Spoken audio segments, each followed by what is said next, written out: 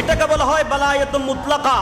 এই দুইটা জিনিস বুঝতে হলে আমাদেরকে তরিকতের উচ্চ মাফের তরিকতপন্থী হতে হবে, উচ্চ মাফের জ্ঞানী গুণী। বাংলাভাষীদের জন্য এমন একটি গ্রন্থ যে তরিকতের বড় বড় মাফের কিতাবগুলো তো আরবি ভাষায়, কঠিন ভাষায়, শক্ত ভাষায়, যেগুলো সাধারণ মানুষ, সাধারণ আলেমদের পক্ষে বোঝা বড় কঠিন। আধ্যাত্মিকভাবে, শারীরিকভাবে, মানসিকভাবে সমাজ দেশের কল্যাণে, সংস্কারে কাজ করে গেছেন এমন একজন যুগে বিখ্যাত সুলতানে সালতানাত ওসি গৌসুল আজম।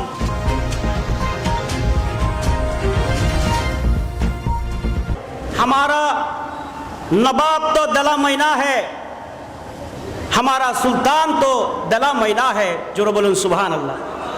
যাকে আমার গৌসুল আজম মজবন্দারি বলেছেন নবাব তো আমার ওসি গৌসুল আজম, और कौन नवाब है। যাকে বলেছেন সুলতান हमारा दला महीना है, और कौन सुल्तान है।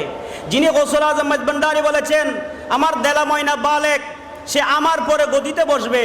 যাকে স্বয়ং গৌসুল আজম মজবন্দারি আপন গদিতে বসিয়েছেন জীবদ্দশায়, ওনার শান ও আজমত কেমন হবে আমাদের বুঝার বিষয় আছে, ঠিক কিনা।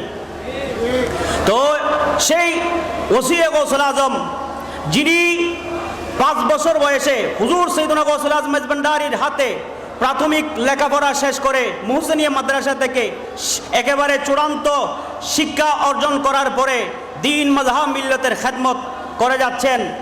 আধ্যাত্মিকভাবে, শারীরিকভাবে, মানসিকভাবে সমাজ দেশের কল্যাণে, সংস্কারে কাজ করে গেছেন এমন একজন যুগে বিখ্যাত আলেমে দ্বীন, আল্লাহর ওলি, সুলতানে সালতানাত ওসি গৌসুল আজম, যিনি তার বেলায়েতে মুতলাকায় বলেছেন গৌসুল আজম মজবন্দারির বেলায়েত পরম উন্নত বেলায়েত। জোরে বলুন সুবহানাল্লাহ।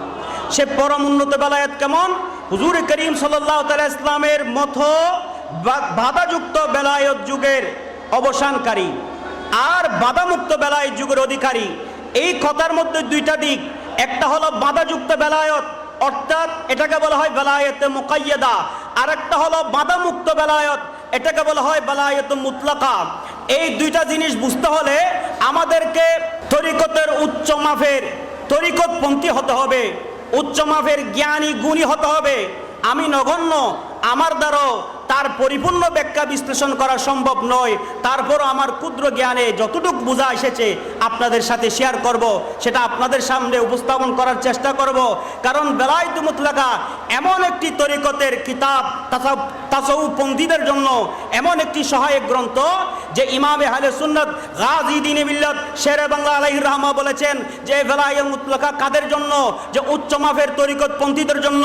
এটা একটা রেনেসা, এটা একটা সহায়ক যে এই কিতাব বাংলাভাষীদের জন্য এমন একটি গ্রন্থ যে তরিকতের বড় বড় মাফের কিতাবগুলো তো আরবি ভাষায়, কঠিন ভাষায়, শক্ত ভাষায়, যেগুলো সাধারণ মানুষ, সাধারণ আলেমদের পক্ষে বোঝা বড় কঠিন। যে এই বাংলা ভাষাদের জন্য উচ্চ মাফের যারা তরিকতপন্থী, তরিকতের চর্চাকারী, তাদের জন্য এটা একটা বড় একটা সহায়ক। যারা ফুতুহাতে মক্কিয়া বুঝবে, যারা ফুসুসুল হাকাম বুঝবে, যারা তাসাউফুল কিতাব ফুতুহে রাব্বানি বুঝবে, যারা ফুতুহুল গায়ব বুঝবে, আরো অনেক তাসাউফের কিতাব যারা বুঝবে, তারাই এই বেলায়েতে মুতলাকার প্রতিটা ইবারত, প্রতিটা বাক্য তাদের জন্য বোঝা সহজ হবে। জোরে বলুন সুবহানাল্লাহ। এবার আসুন যে বিষয়ে আলোচনা করতেছিলাম, হুজুর করিম রফরিম সাল্লাল্লাহু তাআলা ইসলাম সমস্ত আসমানি কিতাবের সত্যায়নকারী, সমস্ত আসমানি কিতাবের সত্যায়নকারী, ইফরাত ও তাফরিদ, দ্বীনে মুসবি, দ্বীনে দেখবে কিয়ামত পর্যন্ত যারা আওলাদ রাসূল হবে, আলে রাসূল হবে, তাদের মধ্যে যারা গৌস হবে, ইমাম হবে, তারা ওই কিতাব থেকে দেখে দেখে লিখবে আর বলবে। জোরে বলুন সুবহানাল্লাহ। তাই দেখা যায় বেলায়েতে মুতলাকার লেখক ওসি গৌসুল আজম সুলতানে সালতানাত যিনি লিখেছেন, একদিকে গৌসুল আজম মজবন্দারি ওয়ারিস হওয়ার সূত্রের কারণে ওই নিয়ামত পেয়েছেন, আরেকদিকে আলে রাসূল, আওলাদ রাসূল হওয়ার কারণে ওই নিয়ামত পেয়েছেন। অন্যদিকে যাকে গৌসুল আজম মজবন্দারি বলেছেন নবাব হামারা দেলা ময়না হে, সুলতান হামারা দেলা ময়না হে। জোরে বলুন সুবহানাল্লাহ। আল্লাহ পাক জাল্লা শানহু আমাদেরকে কবুল করুক, আপনাদেরকে কবুল করুক। হুজুর কিবলা আলমের ফয়জ বরকত দুনো মহান, এখানে যে মহান জাতে পাক আরাম ফরমাচ্ছেন, তাদের ফয়েজ বরকত নিয়ামত, তাদের বেলায়েতের চাদরে ছায়ায় আমাদের সকলকে অবস্থান করুক। আল্লাহ পাক জাল্লা শানহুর কাছে সেই দুয়া ফরিয়াদ রেখে আমি আমার আলোচনা শেষ করছি। আসসালামু আলাইকুম ওয়া রাহমাতুল্লাহি ওয়া বারাকাতুহু।